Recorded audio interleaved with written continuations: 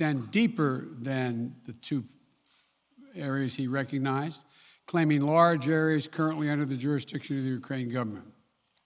He's setting up a rationale to take more territory by force, in my view. And if we listened to his speech last night, and many of you did, I know, he's setting up a rationale to go much further.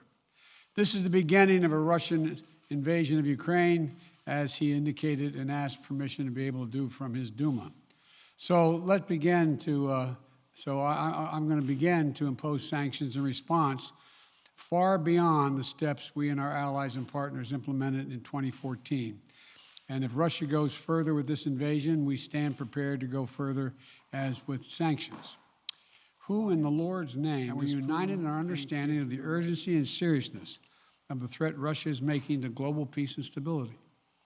Yesterday, the world heard clearly the full extent of Vladimir Putin's twisted rewrite of history, going back more than a century, as he waxed eloquently, noting that, well, I'm not going to go into it, but nothing in Putin's lengthy remarks indicate any interest in pursuing real dialogue on European security in the year 2022.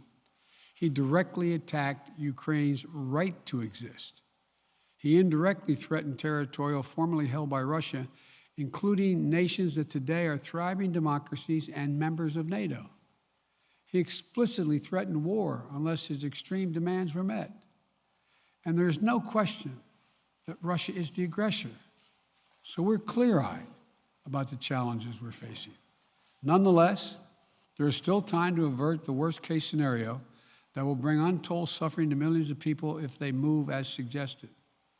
The United States and our allies and partners remain open to diplomacy if it is serious. But when all is said and done, we're going to judge Russia by its actions, not its words. And whatever Russia does next, we're ready to respond with unity, clarity, and conviction. We'll probably have more to say about this as it moves on. I'm hoping diplomacy is still available. Thank you all very much. Sir, are you still open to meeting with Vladimir Putin?